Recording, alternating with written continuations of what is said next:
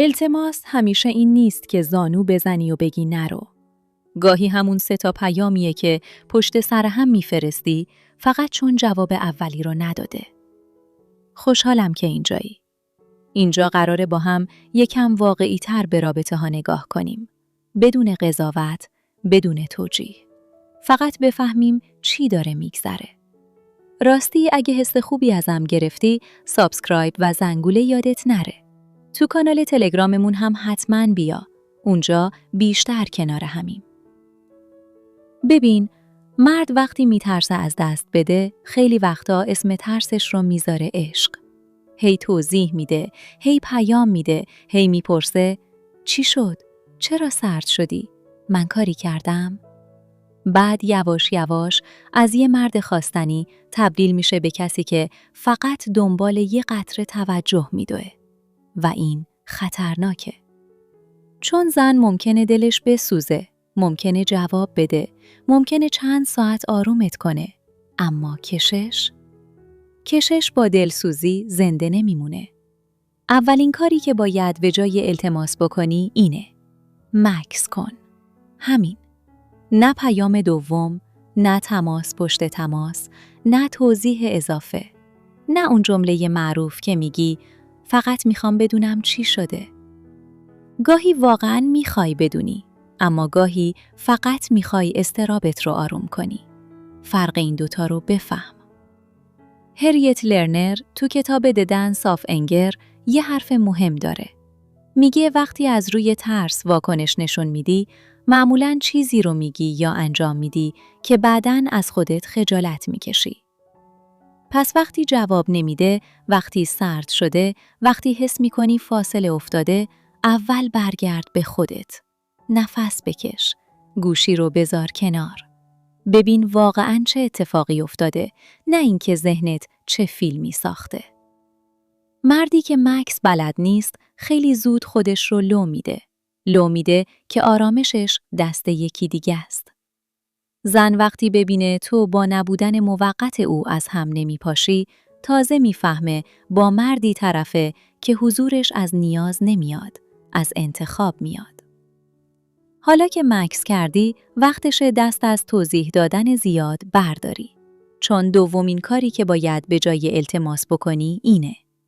رفتار رو ببین، نه فقط حرف رو. وقتی یه زن میگه چیزی نیست، اما رفتارش سردتر شده، وقتی میگه سرم شلوغه اما برای همه وقت هست جز تو، وقتی میگه مشکلی ندارم اما هر بار نزدیک میشی یه قدم عقب میره، اینجا قرار نیست التماس کنی تا حقیقت رو از دهنش بکشی بیرون. قرار نیست با 10 پیام قانعش کنی که تو مرد خوبی هستی. فقط نگاه کن. آروم. دقیق. بی هیاهو. کار سوم هم همینجاست. ارزش خودت رو با عمل نگه دار، نه با خواهش. برگرد به زندگیت، به کارت، به بدنت، به برنامت، به همون چیزهایی که قبل از اومدن اون زن تو رو ساخته بودن. آلن پیس تو کتاب The Definitive Book of Body Language میگه بدن آدم قبل از کلماتش لو میده درونش چه خبره. یعنی وقتی تو از ترس میدوی دنبالش، حتی اگه چیزی نگی، حالت چشمات، شونه‌هات، عجلت و لحن صدات داد میزنن من بدون توجه تو آروم نیستم و این جذاب نیست. مردی که خودش رو نگه میداره لازم نیست بلند اعلام کنه ارزشمنده. از رفتارش پیداست. نه قهر میکنه، نه نمایش میده، نمیخواد حسادت بسازه. فقط خودش رو از حالت گدایی توجه بیرون میکشه و این خیلی بیشتر از 100 جمله اثر میذاره.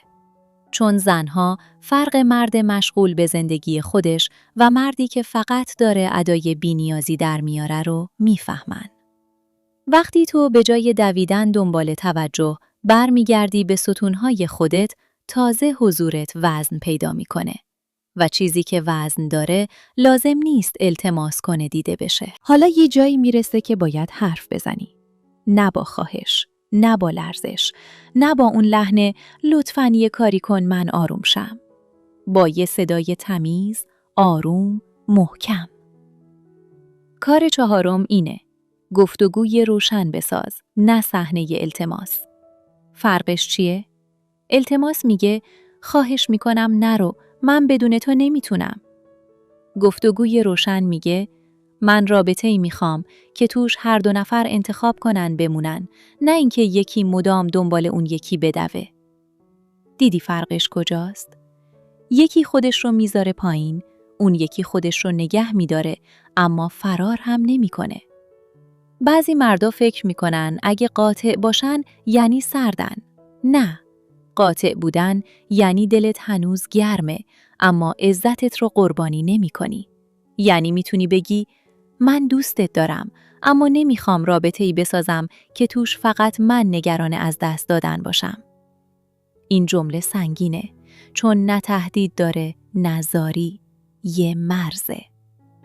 جان گاتمن تو کتاب What Makes Love Last درباره اعتماد میگه رابطه وقتی امن میشه که دو نفر هر روز با رفتارشون نشون بدن انتخاب همدیگن، نه با فشار، نه با ترس، نه با تعقیب.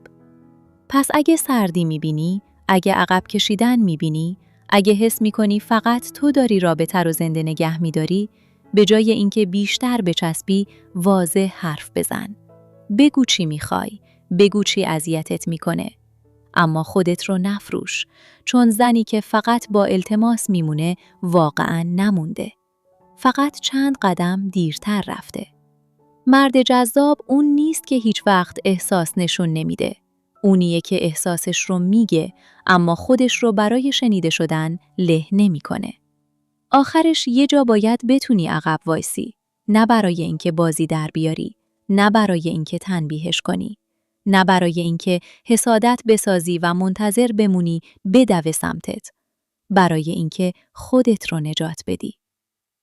کار پنجم اینه، از رابطه‌ای که فقط تو توش می‌جنگی فاصله بگیر. ببین، عشق وقتی قشنگه که دو نفر انتخابش کنن، نه وقتی یکی میسازه، یکی خراب میکنه، یکی پیام میده، یکی منت میذاره، یکی دل میلرزونه، یکی دل میسوزونه. اگه مدام باید ثابت کنی ارزش موندن داری، یه جای کار مریضه. تو قرار نیست برای دیده شدن خودت رو تیکه تیکه کنی.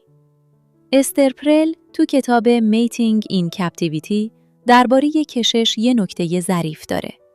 میگه جذابیت وقتی زنده میمونه که هر دو نفر هنوز حس انتخاب، آزادی و فردیت داشته باشن. یعنی رابطه با چسبیدن نفس نمیکشه. با دو نفر زنده میمونه که همدیگر رو میخوان، نه اینکه یکی از ترس تنهایی خودش رو بندازه جلوی پای اون یکی. پس وقتی دیدی مکس کردی، واضح حرف زدی، رفتارش رو دیدی، خودت رو هم نگه داشتی، اما هنوز فقط تویی که داری رابطه رو میکشی جلو، آروم فاصله بگیر. نه با داد، نه با تهدید، نه با نمایش. فقط حضورت رو از جایی که قدرش رو نمیدونن جمع کن. مردی که میتونه دوست داشته باشه و بازم خودش رو نبازه، همیشه خواستنی تر از مردیه که برای موندن یک زن از خودش استعفا میده. اگه میخوای رابطه ها رو واقعی تر، عمیق تر و مردانه تر بفهمی، سابسکرایب کن، زنگوله رو بزن و حتما بیا کانال تلگراممون. اونجا بیشتر کنار همیم. و حالا یه سوال واسه فکر کردن. وقتی کسی ازت دور میشه، داری عشق نشون میدی؟ یا داری ثابت میکنی بدون تاییدش نمیتونی